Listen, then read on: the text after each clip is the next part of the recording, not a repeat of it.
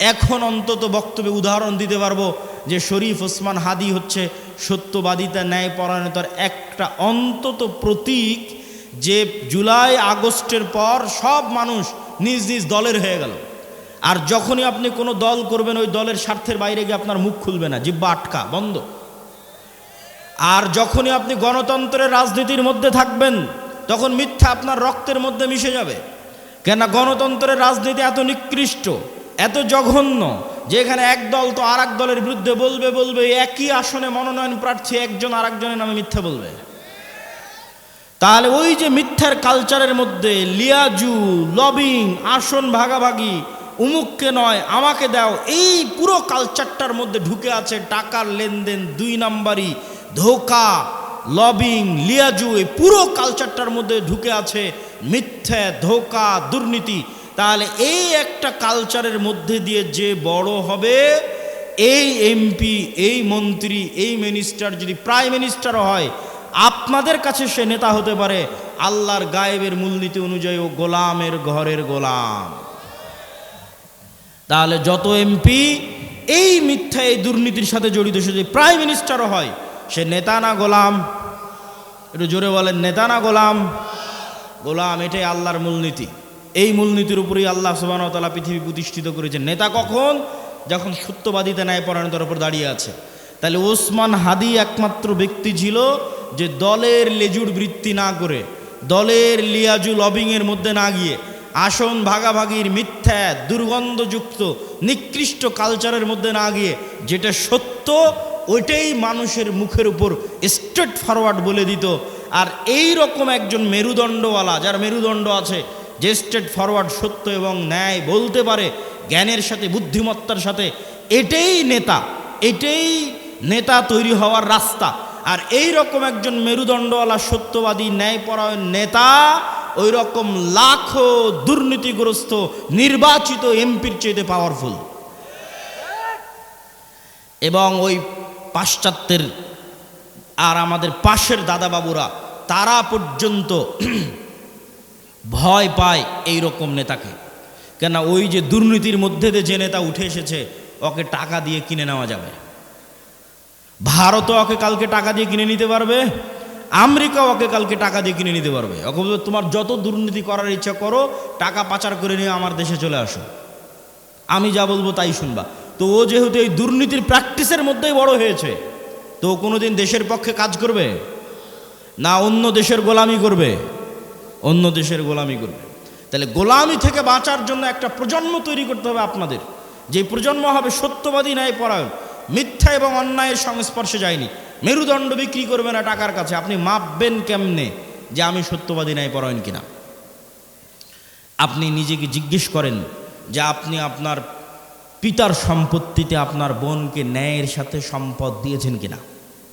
আপনার পিতা আপনার দাদার সম্পত্তিতে আপনার ফুফুকে ন্যায়ের সাথে সম্পদ দিয়েছে কিনা? যদি দেখেন হ্যাঁ ন্যায়ের সাথে বন্টন হয়েছে, তাহলে আপনার মধ্যে নেতৃত্বের গুণ আছে, আল্লাহর দৃষ্টিতে আপনি নেতা হতে পারবেন। আরও বাকি গুণগুলো অর্জন করলে পূর্ণ নেতা হবেন, কিন্তু মোটামুটি এই গুণটা আছে। আর যদি দেখেন যে না, আপনি ন্যায়ের সাথে বন্টন করতে পারেননি, আপনি নিশ্চিত জেনে রাখেন, আপনি নিশ্চিত জেনে রাখেন, আজকে আপনি আপনার স্ত্রীর সাথে ন্যায় করতে পারেননি, আজকে আপনি আপনার বোনের সাথে ন্যায় করতে পারেননি, আজকে আপনি আপনার পিতা মাতার সাথে ন্যায় করতে পারেননি। ওয়াল্লাহি আল্লাহর কসম করে বলছি, ওয়াল্লাহি আল্লাহর কসম করে বলছি, যে তার বোন তার ফুফুর সাথে ন্যায় করতে পারেনি, এই ব্যক্তিও যদি নির্বাচিত হয়ে ক্ষমতায় আসে, সেও গত 16 বছরের চেয়ে বড় দুর্নীতিবাজ হবে। তাহলে নেতা তখনই তৈরি হবে যখন ন্যায় এবং সত্যবাদিতা তার রক্তের মধ্যে থাকবে। আর মিথ্যা গোলামির কালচার। ইব্রাহিম আলাইহিস সালাতু ওয়াস সালামের 2 সন্তান, এক সন্তানের নাম ইসহাক, আর এক সন্তানের নাম ইসমাইল। ইসহাককে রেখে দিলেন জেরুজালেমে, আর ইসমাইলকে রেখে দিলেন মক্কায়। ইসমাইল থেকে মোহাম্মদ পর্যন্ত এই দীর্ঘ সময়ে এই বানু ইসরাইলের সাথে কি হচ্ছে দেখেন, শর্টকাট। ইসহাকের সন্তান ইয়াকুব, ইয়াকুবের সন্তান ইউসুফ, ইউসুফের 11 ভাই মিলে, পিতা মাতা মিলে মিশরে ইউসুফের মৃত্যুর পরে ফেরাউনের 300 বছরের গোলামি, ফেরাউনের গোলামি থেকে মুসার হারুনের হাত ধরে মুক্তি, মুসার হারুনের হাত ধরে মুক্তির পরে 40 বছর সিনাই মরুভূমিতে পাগলের মতো ঘুরপাক, 40 বছর পর ইউশা বিন নুনের হাত ধরে জেরুজালেম বিজয়, তারপরে পুনরায় আর এক জালেম বাদশার কারণে জেরুজালেম থেকে বিতাড়িত, তারপরে দাউদ, সুলাইমান এবং তালুতের মাধ্যমে জেরুজালেম বিজয়, জেরুজালেম থেকে সারা পৃথিবীতে শাসন ক্ষমতা প্রতিষ্ঠা, তারপরে আস্তে আস্তে জাকারিয়া, ইয়াহিয়া, ঈসা, মারিয়াম, এই যে দীর্ঘ সময় বানু ইসরায়েলের, এই দীর্ঘ সময়ে বানু ইসরায়েলের চরম উত্থান পতন হয়েছে। 2-3 বার গোলামির জিঞ্জিরে আবদ্ধ হয়েছে। তার মধ্যে সবচেয়ে বড় গোলামি ছিল ফেরাউনের 300 বছর। এই গোলামির জিঞ্জিরে আবদ্ধ হওয়ার কারণে এরা নবীর সন্তান হওয়ার পরও, ইব্রাহিমের সন্তান হওয়ার পরও, ইসহাকের সন্তান হওয়ার পরও এরা মিথ্যা বলা, ধোকা দেওয়া, 2 নম্বরই রাস্তা শিখে নিয়েছিল। এই জন্য আল্লাহ বলল, শনিবারের দিন তোমরা মাছ ধরবা না। দাউদ কোরআন পড়ে, মাছেরা কোরআন শুনতে আসে, জাবুর শুনতে আসে। এরা করলো কি, শনিবারের দিন মাছগুলো আটকে রেখে দিল, রবিবারের দিন ধরলো। কি পরিমাণ ধোকাবাজ! অথচ এরা নবীর সন্তান, ইব্রাহিমের সন্তান, এই সিলসিলার সন্তান। আর এইদিকে এই যে ইসমাইল থেকে মোহাম্মদ পর্যন্ত এই লম্বা সময়, সেম টাইম, এই লম্বা সময়ে মক্কায় কোনো নদী নাই, মক্কায় কোনো ফল ফসল উৎপাদন হয় না, মক্কা কোনো বড় ব্যবসায়িক কেন্দ্র নয়, মক্কা কোনো বড় রাজনৈতিক কেন্দ্র নয়। ফলত বিশ্বের কোনো পরাশক্তি, না রোমান না পারস্য, কেউ মক্কা দখল করেনি। মক্কা দখল করে কেউ কোনোদিন ইসমাইলের সন্তানদের গোলাম বানায়নি। ফলত ইসমাইল থেকে মোহাম্মদ পর্যন্ত ইসমাইলের সন্তানেরা শিরকে লিপ্ত হলেও 2 নম্বরই দুর্নীতি, জুয়াচুরি, ধোকা, এই রাস্তাগুলো থেকে অনেক অনেক দূরে ছিল। এর 2-1টা উদাহরণ আপনি দেখতে পাবেন। Abdul Muttalib, Abu Taleb, Abu Sufian. Abdul Muttalib Muhammad ইসলামের দাদা, ইনি মুশরিক, কিন্তু আব্দুল মুত্তালিবের হিস্ট্রিতে কেউ দেখাতে পারবে না যে ও মিথ্যুক, মানুষের সম্পদ মারে নাই, 2 নম্বরই করে ধোকাবাজি করে, এটা দেখাতে পারবে না। আবু তালেব মুহাম্মদ ইসলামের চাচা, মৃত্যু পর্যন্ত ইসলাম গ্রহণ করেনি আল্লাহর নবী এতবার বলার পরেও। কিন্তু আবু তালেব সত্যবাদী ছিল, ন্যায়পরায়ণ ছিল, মানুষকে ধোকা দিয়ে, মানুষের টাকা নিয়ে মেরে খাওয়া, জুয়াচুরি, ধোকাবাজি, এগুলো বুঝতো না। এই জন্য আল্লাহর নবী বলে গেছে, আল আইম্মাতু মিন কুরাইশ। মক্কা বিজয়ের পর প্রায় সব কুরাইশ ইসলাম গ্রহণ করে নিয়েছিল। সব মক্কা বিজয়ের আগ পর্যন্ত তারা কাফির থাকতে পারে, আল্লাহ নবীর সাথে যুদ্ধ, মারামারি সব কিছু করেছে, কিন্তু মক্কা বিজয়ের পর প্রায় সব কুরাইশ ইসলাম গ্রহণ করে নিয়েছে। আল্লাহ নবী বলেন, আল আইম্মাতু মিন কুরাইশ, আমার উম্মতে যতদিন নেতা হবে, খলিফা হবে, কুরাইশ বংশ থেকে হবে, ইসমাইলের সন্তান থেকে হবে। আবু বকর কুরাইশ বংশের, ওমর কুরাইশ বংশের, ওসমান কুরাইশ বংশের, আলী কুরাইশ বংশের, সব ইব্রাহিমের সন্তান, ইসমাইলের সন্তান। সম্মানিত উপস্থিতি, কি বুঝালাম এটার থেকে? গোলামি মে বদল জাতি হে কওমো কা জমিন। গোলামি করলে জাতির চরিত্র চেঞ্জ হয়ে যায়। আমরা যে 190 বছর ব্রিটিশের গোলামি করেছি এবং আমাদের স্বভাব চরিত্র চেঞ্জ হয়ে গেছে, তার একটা আলামত আমি নিজে ইউরোপ সফর করতে গিয়ে পেয়েছি। চাক্ষুষ একটা আলামত বলি। আমি মনে করতাম সারা পৃথিবী ইংরেজি ভাষা দিয়ে চলে। আমাকে যেহেতু কেউ কোনোদিন এই ভুলটা ভেঙে দেয়নি, আমি যেহেতু নিজে প্র্যাকটিক্যালি আমার এই ভুল ধরা পড়েছে, ফলত আমার রিয়েলাইজেশন অনেক গভীর। তো আমি মনে করতাম সারা পৃথিবী ইংরেজি দিয়ে চলে। ইংল্যান্ডেও থাকলাম প্রায় 1 বছর। এই ইংল্যান্ডে থাকা অবস্থায় যখন ফ্রান্স গেলাম, স্পেন গেলাম, ইতালি গেলাম, স্পেনের যখন কর্ডোভা, গ্রানাডায় যাওয়ার জন্য যে বিমানবন্দরে নামলাম, ওই বিমানবন্দরে নেমে এক্সিট লেখাটা আমি ইংরেজিতে খুঁজে পাচ্ছিলাম না। ইংরেজি ভাষার এত অনুপস্থিতি যে বাহিরে যে বের হব, কোন রাস্তা দিয়ে বের হব, কোথায় এক্সিট, কিছু খুঁজে পায় না। সব স্প্যানিশ ল্যাঙ্গুয়েজ। যারা এয়ারপোর্টে দায়িত্ব পালন করছে, ওদের সাথে গিয়ে যে ইংরেজিতে কথা বলবো, ওরাও ইংরেজি বোঝে না। আরে অন্তত এয়ারপোর্টে দায়িত্বশীল তো ইংরেজি বুঝবে। এত উন্নত রাষ্ট্র স্পেন, এত উন্নত রাষ্ট্র ফ্রান্স, এত উন্নত রাষ্ট্র ইতালি, ইংরেজি জানে না। আমার তো মাথায় ঘুরে গেল, কেন ইংরেজি জানে না? তখন আমি রিয়ালাইজ করলাম, আমার মদিনা ইসলামী বিশ্ববিদ্যালয়ের বন্ধু, বাড়ি আফ্রিকা, ও বলতো আর ভাষা ফরাসি। আমি তখন এটা না অত গভীর চিন্তা করিনি যে ওর ভাষা ফরাসি কেন। ফ্রান্সে যখন গেলাম, দেখি ফ্রান্সে সব আফ্রিকান মুসলমান।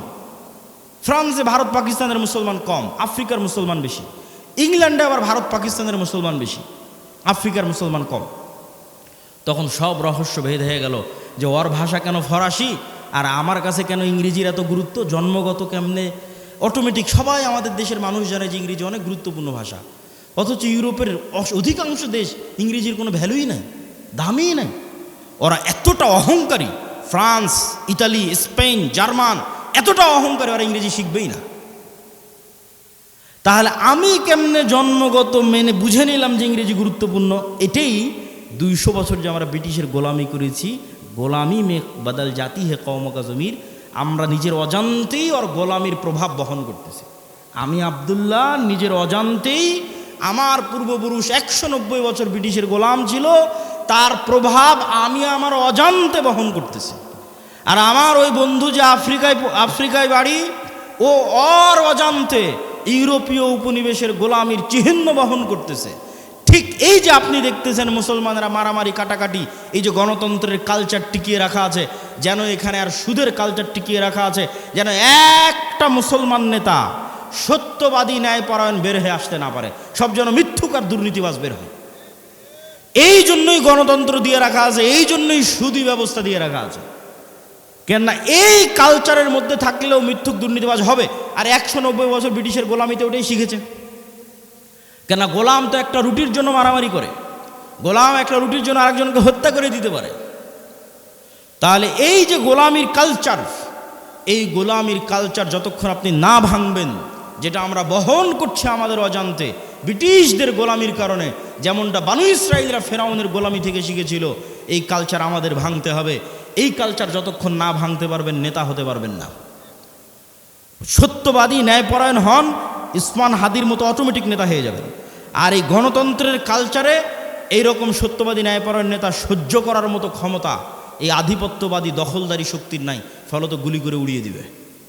সম্মানিত উপস্থিতি, পয়েন্ট নাম্বার 3, আমাদের 1 নাম্বার পয়েন্ট ছিল অর্থনৈতিক মুক্তি লাগবে গোলামি থেকে মুক্তির জন্য। 2 নাম্বার পয়েন্ট ছিল সত্যবাদী ন্যায়পরায়ণ হতে হবে। পয়েন্ট নাম্বার 3, ইমান বিল গায়েব এবং গায়েবী মদদ।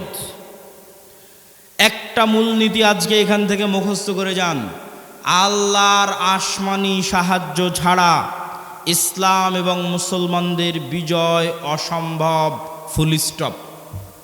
দুনিয়াবি শক্তি দিয়ে ইসলাম এবং মুসলমানদের বিজয় অতীতে কোনোদিন হয়নি, ভবিষ্যতে কোনোদিন হবে না, ফুল স্টপ। নবীদের হয়নি, আমার আপনার হবে না। মুসা দুনিয়ার শক্তি দিয়ে বিজয় লাভ করেনি, ইউশা বিন নুন দুনিয়ার শক্তি দিয়ে বিজয় লাভ করেনি, দাউদ সুলাইমান দুনিয়ার শক্তি দিয়ে বিজয় লাভ করেনি। মুহাম্মদ সাল্লাল্লাহু আলাইহি সাল্লাম বদরে, উহুদে, খন্দকে, বদরে মক্কার কাফের মুশরিক 1000, মুহাম্মদ সাল্লাল্লাহু আলাইহি সাল্লাম 300, উহুদে মক্কার কাফের মুশরিক 2000, মুহাম্মদ সাল্লাল্লাহু আলাইহি সাল্লাম 700, খন্দকে মুহাম্মদ সাল্লাল্লাহু আলাইহি সাল্লাম 700 থেকে 1000।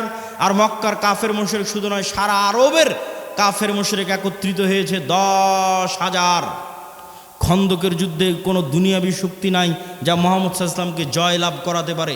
এত অসম যুদ্ধ পৃথিবীতে হয় না, কিন্তু এই প্রত্যেকটা যুদ্ধে মুহাম্মদ সাল্লাল্লাহু আলাইহি সাল্লাম জয় লাভ করেছে দুনিয়াবি শক্তিতে না কার সাহায্যে? আল্লাহর সাহায্যে। আর একটা যুদ্ধে সাহাবীরা মনে করেছিল যে আজকে আমরা দুনিয়ার শক্তি দিয়ে জিতবো, ওই যুদ্ধের নাম হুনাইন। মক্কা বিজয়ের পরে এই যুদ্ধ হয়েছিল।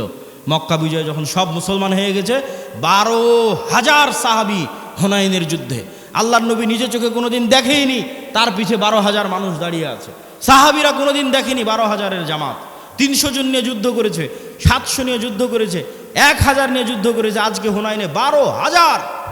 তখন সবার আল্লাহর উপর, মুহাম্মদ সাল্লাল্লাহু আলাইহি ওয়াসাল্লাম বাদ দিয়ে অধিকাংশ সাহাবীর আল্লাহর উপর ভরসা কমে নিজেদের উপর ভরসা চলে এসেছে। যে আজকে হাই কনফিডেন্স, মক্কা বিজয় করেছি, আর এখন হুনাইনের যুদ্ধ আমাদের পরাজিত করে কে? আর হুনাইনের যুদ্ধ শুরু হওয়ার আধা ঘন্টা পার হয়নি, 1 ঘন্টা পার হয়নি, সব দৌড়ে দৌড়ে পালাচ্ছে। তাহলে নবীর জীবদ্দশায় দুনিয়ার শক্তিশালী হওয়ার পরেও বিজয় হচ্ছে না পরাজয় হচ্ছে? একটু জোরে বলেন তো, জয় হচ্ছে না পরাজয় হচ্ছে?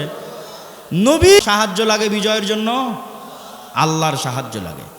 এই আল্লাহর সাহায্য পাওয়ার সিক্রেট যতদিন না জানবেন, আর এই সিক্রেট যতদিন বাস্তবে প্রয়োগ না করবেন, ততদিন দুনিয়ার রাস্তা দিয়ে আপনি যতই চেষ্টা করেন আপনার বিজয় হবে না।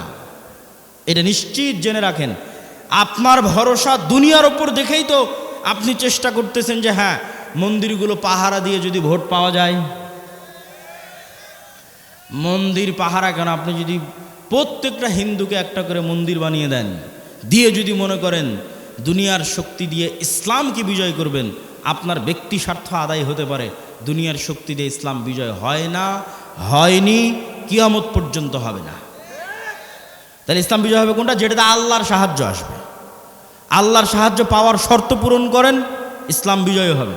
আর আল্লাহর শর্ত পাওয়ার সাহায্য পূরণ করবেন না, আল্লাহর ঠেকা পড়েছে, আপনাকে দিয়ে ইসলামকে বিজয় করতে হবে। আল্লাহ বলেছে ইউরিদুনা লিইউতফিউ নূরাল্লাহ ওয়াল্লাহু মুতিম্মু নূরিহি ওয়ালাউ কারিহাল কাফিরুন। ইসলাম আল্লাহর নূর, আর এই নূর সারা পৃথিবীতে বিজয়ী হবে, এটা আল্লাহর ওয়াদা। বলেন আল্লাহু আকবার। হুয়াল্লাযী আরসালা রাসূলাহু বিল হুদা ওয়া দীনিল হক লিইয়ুযহিরাহু আলাদ দীনি কুল্লি। আমি এই দিন মুহাম্মাদের উপর অবতীর্ণ করেছি, এই দিন সারা পৃথিবীতে বিজয়ী হবে। বলেন আল্লাহু আকবার। এটা আল্লাহর ওয়াদা। তবে আল্লাহ ইসলামের বিজয়ের জন্য আমার আপনার মুখাপেক্ষী নয়, কিন্তু আমি আপনি যদি শর্ত পূরণ না করি বিজয় হবে না। শর্ত পূরণের 1 নম্বর শর্ত ঈমান বিল গায়বে ইয়াকিন লাগবে। শর্ত পূরণের 2 নম্বর শর্ত সৎ আমল লাগবে। শর্ত পূরণের 3 নম্বর শর্ত শিক্ষা এবং জ্ঞানে এগিয়ে যেতে হবে। ঈমান বিল গায়বের উপর বিস্তারিত আলোচনা বহু বক্তব্যে করেছি। আজকে যা আলোচনা করছি সব আল্লাহর পথে যাত্রা এই বইয়ের মধ্যে আছে। ঈমান বিল গায়বের বিস্তারিত আলোচনা হয়ে আল্লাহর পথে যাত্রা বইয়ের মধ্যে আছে। প্রত্যেক মসজিদে, প্রত্যেক স্কুল, কলেজ, ইউনিভার্সিটিতে এই বইয়ের উপর পাঠচক্র হওয়া উচিত। 2 পৃষ্ঠা করে, 1 পৃষ্ঠা করে প্রত্যেক মসজিদে প্রতি সপ্তাহে অন্তত একদিন সবাই মিলে 2 পৃষ্ঠা পড়ে বোঝার চেষ্টা করবেন কি বলা আছে এই বইয়ের মধ্যে। এই বই থেকে আমাদের আল্লাহর পথে যাত্রা তথা আল্লাহর সাথে সম্পর্ক, ঈমান বিল গায়বের যাত্রাটা শুরু হবে। 2 নম্বর শর্ত কি পূরণ করতে হবে? সৎ আমল। দেখেন মুহাম্মদ সাল্লাল্লাহু আলাইহি ওয়াসাল্লাম বদরের যুদ্ধের দিন এত লম্বা সালাত, এত লম্বা দোয়া, এত লম্বা রাতের সালাত যে আবু বকর রাদিয়াল্লাহু তাআলা আনহু পর্যন্ত ক্লান্ত হয়ে গেছে। আল্লাহর নবী, আপনি নবী, আপনার এত রাতের সালাতের প্রয়োজন? আল্লাহর নবী কেন রাতের সালাতে দাঁড়িয়ে আছে জানেন? আল্লাহর নবী আমার আপনার চেয়ে গায়েব বেশি জানে। আমার আপনার চেয়ে গায়েবের মূলনীতি ওনার জানা আছে, আল্লাহ ওনাকে ওহির মাধ্যমে জানিয়ে রেখেছে। সেটা কি? সেটা হচ্ছে তুমি বদরের যুদ্ধে তোমার শক্তি দিয়ে জিততে পারবে না। মুহাম্মদ, তোমার শক্তি দিয়ে বদরে বিজয় হবে না। বদরে বিজয় হবে কার সাহায্যে? আল্লাহর সাহায্যে। আর আল্লাহর সাহায্য পাওয়ার সিক্রেট হচ্ছে রাতের সালাত। তুমি আল্লাহর সাহায্য পেতে চাও, যত বড় নবী হও রাতের সালাতে দাঁড়াতে হবে। ফাতাহাজ্জাত বিহি নাফিলাতাল লাক আসা ইয়াবআসাকা রাব্বুকা মাকামাম মাহমুদা। তুমি সর্বশ্রেষ্ঠ নবী হওয়ার পরও আল্লাহর সাহায্য আসমান থেকে দুনিয়াতে আনার জন্য শ্রেষ্ঠতম নবী হওয়ার পরও তোমাকে রাতের সালাতে ঘন্টার পর ঘন্টা দাঁড়িয়ে থাকতে হবে। আর বাংলার মানুষেরা স্বপ্ন দেখে নামাজ 5 ওয়াক্ত সালাত আদায় না করেই খালি ভোট দিয়ে ইসলামকে বিজয় করে দিবে। অসম্ভব, এটা অসম্ভব, ইম্পসিবল। আপনাকে ন্যূনতম আল্লাহর সাহায্য পাওয়ার পূর্ব শর্ত পূরণ করতে হবে। সেই পূর্ব শর্তের 2 নম্বর হচ্ছে সৎ আমল। রাতের সালাত না পারেন 5 ওয়াক্ত সালাত ঠিক রাখতে হবে। আর রাতের সালাত আর সকাল সন্ধ্যের জিকির মোস্ট পাওয়ারফুল। সকাল সন্ধ্যের জিকির কেন পাওয়ারফুল? মুসা আলাইহিস সালাতু ওয়াস সালাম ফেরাউনের উপর বিজয় লাভ করবেন, অথচ মুসা আলাইহিস সালাম আমার এবং আপনার চেয়ে দুর্বল। মুসা আলাইহিস সালামকে আল্লাহ বলছে, যাও ফেরাউনের কাছে, ওয়ালা তানিয়া ফি জিকরি, সব সময় আমাকে স্মরণে রাখবা, জিকির ভুলবা না। জিকির না করলে তুমি জিততে পারবে না। জাকারিয়া আলাইহিস সালাতু ওয়াস সালাম আল্লাহর কাছে সন্তান চাইলেন, আল্লাহ বললেন সন্তান হবে। বন্ধা স্ত্রী, বার্ধক্য বয়স, কেমনে সন্তান হবে? আল্লাহ আলামত বলেন। আল্লাহ বললেন সকাল সন্ধ্যা জিকির করো, সন্তান হবে। সকাল সন্ধ্যা জিকির পৃথিবীর এমন বড় সিক্রেট, যা দিয়ে পৃথিবীর এমন কোনো অসম্ভব নাই, যা সম্ভব করা সম্ভব নয়। মুসা যদি ফেরাউনকে পরাজিত করতে পারে, এই অসম্ভব যদি সম্ভব হয়ে যেতে পারে, জাকেরিয়াকে যদি আল্লাহ সন্তান দিয়ে দিতে পারে, তো সকাল সন্ধ্যার জিকির দিয়ে পৃথিবীর সব অসম্ভবকে সম্ভব করা যাবে। কেননা আপনার এই ইয়াকিন থাকতে হবে, ইউসাব্বিহু লিল্লাহি মা ফিস সামাওয়াতি ওয়া মা ফিল আরজ, আসমান জমিন এবং তার মধ্যে যা কিছু আছে, জীব জন্তু, জড় বস্তু, জড় পদার্থ, কীট পতঙ্গ, এই টিস্যু, এই বই, মাইক, মোবাইল, এই কাঠের ডায়াস, এই ক্যামেরা, যা দেখতে পাচ্ছি, এরা এখনো 24 ঘন্টা আল্লাহর তাসবিহ পাঠ করতেছে। বলেন আল্লাহু আকবার। এটা গায়েব। এই গায়েবের মূলনীতি আল্লাহ কোরআনে দিয়ে দিয়েছে যে তোমরা তো গায়েব জানো না, তোমাদেরকে জানিয়ে দিচ্ছি, এরা সবাই তাসবিহ পাঠ করতেছে। তাহলে আপনিও যখন সকাল সন্ধ্যার জিকির করবেন, এরাও আপনার সেই তাসবিহ বুঝবে। সুলাইমান আলাইহিস সালামেরটা বুঝতো, সুলাইমান আলাইহিস সালাম ওদেরটাও বুঝতো। এরা পরস্পর আমি যদি সুবহানাল্লাহ বিহামদিহি সুবহানাল্লাহিল আযীম বলি, এগুলো সব কিয়ামতের মাঠে সাক্ষী দিবে। এরা শুনছে, কিয়ামতের মাঠে সাক্ষী দিবে। বলেন আল্লাহু আকবার। মুয়াজ্জিনের আজান যত দূর পর্যন্ত যাবে, এই প্রত্যেকটা জীবজন্তু, কীট পতঙ্গ, জড়বস্তু, জড় পদার্থ এরা শুনে, এরা নিজেরা তাসবিহ পড়ে, এরা মানুষের তাসবিহ শুনে। মুয়াজ্জিনের আজান যত দূর পর্যন্ত যাবে, পৃথিবীর প্রত্যেকটা ধূলিকণা বালিকণা কিয়ামতের মাঠে ওই মুয়াজ্জিনের পক্ষে সাক্ষ্য দিবে। বলেন আল্লাহু আকবার। এই জন্য জিকির মোস্ট পাওয়ারফুল, সবচেয়ে পাওয়ারফুল। আল্লাহ আসমান জমিন সৃষ্টি করেছেন আওয়াজ দিয়ে, আল্লাহ আসমান জমিন ধ্বংস করবেন আওয়াজ দিয়ে। পৃথিবীর প্রত্যেক জীবজন্তু, জড়বস্তু, জড়পদার্থ সবসময় আওয়াজ বের করতেছে, আল্লাহর তাসবিহ পাঠে আওয়াজ বের করতেছে। সব ফেরেশতা সবসময় আল্লাহর তাসবিহ পাঠে আওয়াজ বের করতেছে। আওয়াজ সবচেয়ে মোস্ট পাওয়ারফুল। এই জন্য মুসলমানদের মোজেজা মুসা আলাইহিস সালাতু ওয়াস সালাম, মুহাম্মদ সাল্লাল্লাহু আলাইহি ওয়াসাল্লামের মোজেজা মুসা আলাইহিস সালামের লাঠির চেয়ে, ঈসা আলাইহিস সালামের মৃতকে জীবিত করার চেয়ে বেশি পাওয়ারফুল। কেন? মুহাম্মদ সাল্লাল্লাহু আলাইহি ওয়াসাল্লামের মোজেজা কোরআন, সরাসরি আল্লাহর আওয়াজ। বলেন আল্লাহু আকবার। কোরআন পড়ে কে, বুঝে কে, জানে কে, শিখে কে? কোরআনের মধ্যেই মুসলমানদের মুক্তির রাস্তা আছে, গোলামি থেকে মুক্তির রাস্তা আছে। সম্মানিত উপস্থিতি,